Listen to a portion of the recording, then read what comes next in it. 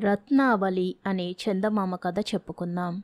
సింహల దేశపు రాజైన విక్రమబాహుకు రత్నావళి అనే కుమార్తె ఉండేది. ఆమెను పెళ్లాడినవాడు సార్వభౌముడవుతాడని ఒక సిద్ధుడి ద్వారా యౌగంధరాయనుడికి తెలిసింది. యౌగంధరాయనుడు వత్సరాజైన ఉదయన మహారాజుకు మంత్రి, రాజు యొక్క శ్రేయస్సు కోరినవాడు. అందుచేత ఆయన, మీ కుమార్తెను ఉదయన మహారాజుకిచ్చి వివాహం చేయండి అని సింహల రాజుకు కబురు పంపాడు. అయితే సింహల రాజు ఉదయన మహారాజు భార్య అయిన వాసవదత్త దేవికి పినతండ్రి. తన కుమార్తె అయిన రత్నావళిని ఉదయనుడికిచ్చి పెళ్లి చేస్తే వాసవదత్త మనసుకు బాధ కలుగుతుందని భావించి ఆయన ఈ కోరికను తోసిపుచ్చాడు. కాని కొంతకాలానికి వాసవదత్త లావనాకంలో అగ్నిహోత్రం పాలై మరణించినట్టు పొక్కిన అసత్య వార్త సింహలానికి చేరింది. వెంటనే సింహలరాజు తన కుమార్తెను ఉదయనుడికిచ్చి పెళ్లి చేయడానికి సుముఖుడై ఆమెను తన మంత్రి అయిన వసుభూతిని యౌగంధరాయనుడి దూతను ఒక నౌకలో ఎక్కించి కౌశాంబి నగరానికి పంపాడు. నౌక సముద్ర మధ్యంలో ఉండగా పెద్ద తుఫాను వచ్చింది. నౌక కాస్త తునాతునకలైపోయింది. అదృష్టవశాత్తు రత్నావళికి ఒక కొయ్య పలక చిక్కింది. ఆమె దాని సహాయంతో ప్రాణాలు కాపాడుకున్నది. ఆ స్థితిలో ఉన్న రత్నావళిని సముద్రయానం చేస్తున్న కౌశాంబి వర్తకుడొకడు చూసి ఆమెను కాపాడి తన వెంట తెచ్చి యౌగంధరాయనుడికి అప్పగించాడు. యౌగంధరాయనుడు రత్నావళిని తన రాజుకు భార్యగా మాట్లాడేటప్పుడు ముందుగా రాజు అనుమతి పొందలేదు. అందుచేత ఆయన ఇప్పుడు రత్నావళికి సాగరిక అని పేరు పెట్టి వాసవదత్తకు పరిచారికగా నియమించి కాగలదానికి ఎదురు చూడసాగాడు. వసంతోత్సవం వచ్చింది. రాణి వాసవదత్తాదేవి మకరందోద్యానంలో రక్తాశోక వృక్షం దగ్గర తన చెలికత్తెలతో సహా మన్మథ పూజ చేస్తూ ఉన్నది. ఉదయనుడు తన వేడుక చెలికాడైన వసంతకుడితో అక్కడికి బయలుదేరాడు. సాగరిక మన్మథ పూజ చేసే చోట ఉండడం చూసి వాసవదత్త కంగారు పడింది. ఎందుకంటే తన కొత్త చెలికత్తె తన భర్త కళ్ళబడకుండా ఇంతకాలము ఆమె జాగ్రత్త పడింది. ఆమె సాగరికతో, సాగరిక, నువ్వు కూడా ఇక్కడే ఉన్నావా? మిగిలిన వాళ్ళంతా ఒళ్ళు తెలియని స్థితిలో ఉన్నారు.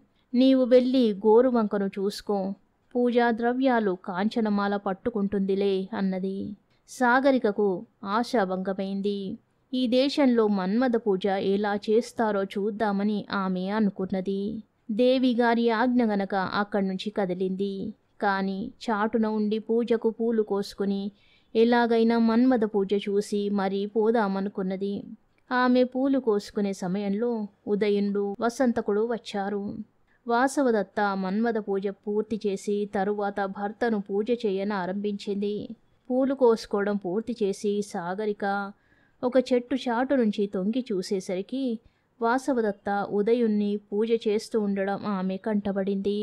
ఉదయనుడి అందచందాలు చూసి సాగరిక ముగ్ధురాలై తనలో, ఓహో, ఈ దేశంలో మన్మధుడే స్వయంగా వచ్చి పూజ చేయించుకుంటాడు లాగుందే అనుకున్నది.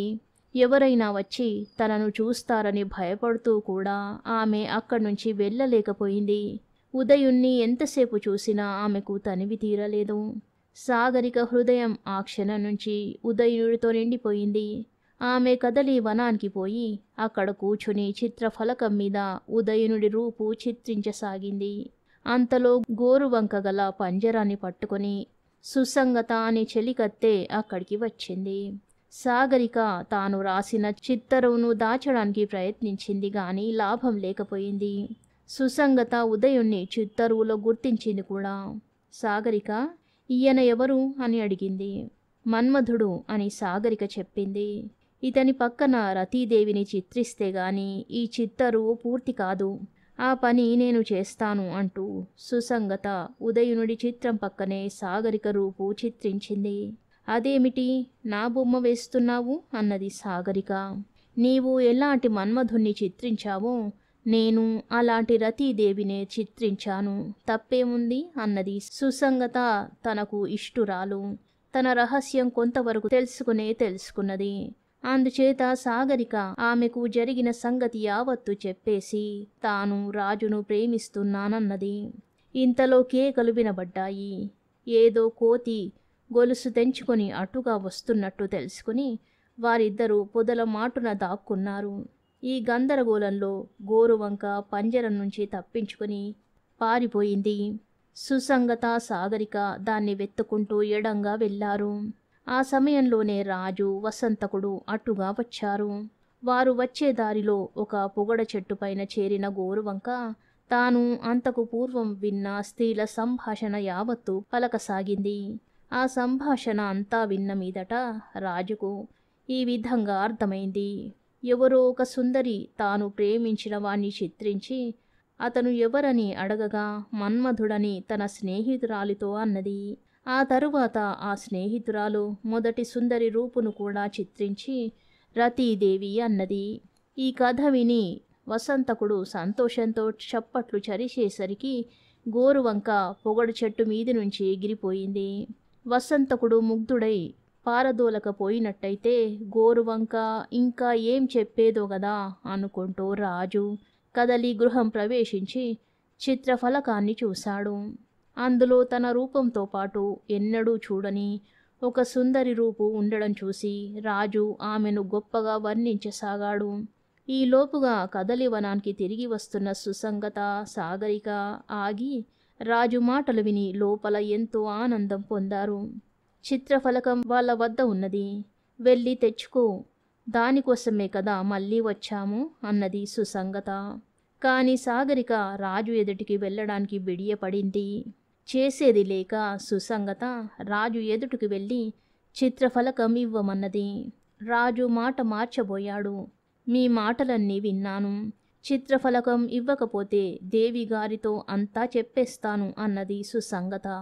కోపడకు, నేను వేళాకోలానికే మాట్లాడాను, ఇందా ఈ ఆభరణం తీసుకో అన్నాడు రాజు. నేను నవ్వులకే బెదిరించాను, నాకు ఏ భరణము అక్కర్లేదు. నిజంగా కోపం వచ్చిన సాగరిక చాటున ఉన్నది. వెళ్ళి మంచి చేసుకోండి అన్నది సుసంగత. ఏది, ఎక్కడా అంటూ రాజు సాగరికను సమీపించి ఆమె చెయ్యి పట్టుకుని తన ప్రేమను చెప్పుకున్నాడు. ఇంతలో వాసవదత్త తన చెలికత్తె అయిన కాంచనమాలతో సహా అట్టుగా వచ్చింది. సాగరిక, సుసంగత ఎటో వెళ్ళిపోయారు. దురదృష్టవశాత్తు చిత్రఫలకం వాసవదత్త కంటపడింది. దానిపై తన భర్త రూపు, సాగరిక రూపు ఉండడం చూసి వాసవదత్తకు అనుమానము, అసూయ కలిగాయి. మీ పక్కన ఉన్న స్త్రీని ఎవరు చిత్రించారు అని ఆమె అడిగితే రాజు నేనే ఊహించి చిత్రించాను అన్నాడు. కాని వాసవదత్త ఆ మాట నమ్మలేదు. అయినా ఆమె భర్తను ఏమీ అనకుండా అక్కడి నుంచి వెళ్ళిపోయింది. ఆ తరువాత వాసవదత్త సాగరికను గురించి కట్టుదిట్టాలు చేసింది. రాజు సాగరిక పైన గల ప్రేమ చేత మనోవ్యాధిలో పడ్డాడు. అందుకని వసంతకుడు రాజును, సాగరికను ఒకచోట చేర్చడానికి ఒక ఎత్తు వేశాడు. సాగరికకు వాసవదత్త దుస్తులు ధరింపజేసి ఒకనాటి సాయంకాలం వేళ మాధవీలత మంటపానికి తీసుకురమ్మని సుసంగతతో చెప్పాడు. ఈ సంగతి ఒక చెలికత్తె ద్వారా వాసవదత్తకు తెలిసింది. ఇది నిజమో కాదో తెలుసుకుందామనే ఉద్దేశంతో సాయంకాలం వేళ ఆమె మాధవీలత మంటపం వద్దకు వచ్చింది. రాజు మసక చీకటిలో ఆమెను చూసి వాసవదత్త దుస్తులు ధరించిన సాగరికే అనుకుని తనకు సాగరిక పైన గల మోహమంతా వాసవదత్తకు విన్నవించుకున్నాడు. ఆ మాటలు విని మండిపోయి ముఖం మీది మేలి ముసుగు తీసివేసి నేను సాగరికలాగా కనిపిస్తున్నానా అన్నదామె. రాజు బిత్తరపోయాడు. వాసవదత్తను ఎన్నో విధాల క్షమాపణ వేడుకున్నాడు. ఆమె మనసు మెత్తబడలేదు. భర్తను క్షమించకుండానే ఆమె అక్కడి నుంచి బయలుదేరింది. ఇంతలో నిజంగా సాగరికే వాసవదత్త వేషంతో అక్కడికి వచ్చింది. సాగరికను చూసి రాజు పొందిన ఆనందానికి మేరలేదు. ఇంతలో వాసవదత్తకు తన భర్త మీద జాలి కలిగి అతనితో రాజీ పడడానికి తిరిగి వచ్చి రాజు సాగరికతో ప్రేమలాపాలు ఆడుతూ ఉండడం ప్రత్యక్షంగా చూసింది. ఇక ఉపేక్షించి లాభం లేదనుకుని వాసవదత్త సాగరికను అంతఃపురంలో ఎవరికీ తెలియకుండా నిర్బంధంలో పెట్టేసింది. తనకు ఏదో కీడు రానున్నదని శంకించి సాగరిక తన రత్నహారాన్ని తన సఖి అయిన సుసంగతకిచ్చి ఎవరైనా బ్రాహ్మణుడికి దానమివ్వమని చెప్పింది. సుసంగత ఆ రత్నహారాన్ని వసంతకుడికి ఇచ్చింది.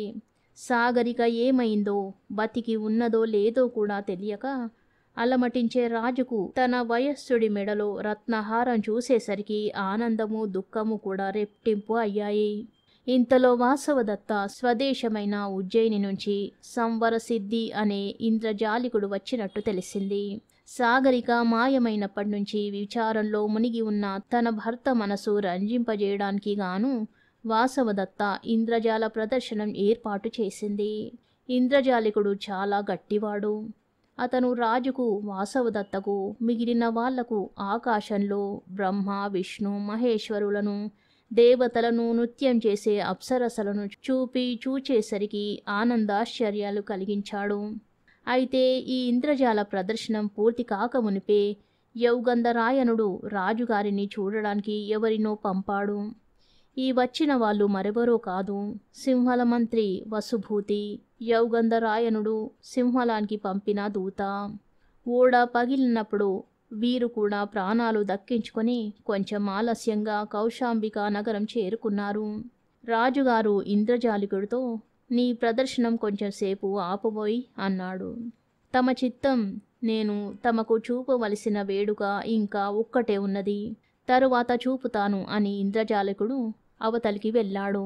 వసుభూతి అక్కడికి వస్తూనే వసంతకుడి మెడలో ఉన్న రత్నహారం చూసి, ఇది మా రాజకుమార్తె హారంలాగే ఉన్నది అనుకున్నాడు. ఆయన రాజుతో జరిగిన సంగతులన్నీ చెప్పి రత్నావళి రాజును వివాహమాడే ఉద్దేశంతో ఓడ ఎక్కి వస్తూ సముద్ర మధ్యంలో ఓడ పగిలి ఆమె చనిపోయిన సంగతి చెప్పాడు. రత్నావళిని తనకు పెళ్లి చెయ్యాలని యౌగంధరాయనుడు ప్రయత్నాలు చేశాడని తెలిసి రాజు ఆశ్చర్యపడ్డాడు. ఎందుకంటే రాజుకు ఆ గొడవ ఏమీ తెలియదు. వాసవదత్త మాత్రం తన చెల్లెలు సముద్రంలో మునిగిపోయిందని విని కంట తడిపెట్టింది. సరిగ్గా ఇదే సమయంలో అంతఃపురంలో మంటలు లేచాయి. హాహాకారాలు వినవచ్చాయి. వాసవదత్త కంగారుగా కాపాడండి, కాపాడండి అని అరిచింది. రాజు ఆమెతో, భయపడకు అన్నాడు. అది కాదు, సాగరికను అంతఃపురంలో గొలుసులతో బంధించి ఉంచాను, ఆమెను రక్షించండి అన్నది వాసవదత్త. రాజు సాహసించి మంటలలో జొరబడ్డాడు. రాజు వెంట మిగిలిన వారు కూడా వెళ్ళారు. రాజు ఆ బీభత్సంలో సాగరిక ఉన్న చోటు తెలుసుకుని ఆమెను బంధ విముక్తురాలిని చేసి ఇవతలికి తెచ్చాడు. కానీ తీరా చూస్తే ఎక్కడ మంటలు గాని మంటల జాడలు గాని లేవు. అంతా ఇంద్రజాలం. వెళ్ళిపోయేటప్పుడు ఇంద్రజాలికుడు ఇంకొక్క వినోదం చూపించాలని అన్నాడే, అదే ఇది. ఈ ఇంద్రజాలంతోనే అన్ని చిక్కులు గట్టెక్కాయి. వసుభూతి సాగరికను చూడగానే ఆమె తమ రాజకుమార్తె అయిన రత్నావళి అని పోల్చుకున్నాడు. రత్నావళి తన భర్తను పెళ్లాడడానికి వాసవదత్త సంతోషంతో ఒప్పుకున్నది. యౌగంధరాయనుడికి సాగరిక రత్నావళి అని తెలిసి కూడా బయట పెట్టలేదు. రాజుగారు ఆమెను పెళ్లాడడానికి ఒప్పుతాడో ఒప్పడోనన్న శంకే దానికి కారణం. చివరకు ఇంద్రజాలికుణ్ణి పంపకం చేసిన వాడు కూడా యౌగంధరాయనుడే. ఇన్ని చేసినప్పటికీ యౌగంధరాయనుడి ఉద్దేశం తమ రాజు రత్నావళిని పెళ్లాడి సార్వభౌముడు కావాలనే. అందుచేత రాజు, వాసవదత్త ఆయనను క్షమించారు. కథ సమాప్తం. శుభం.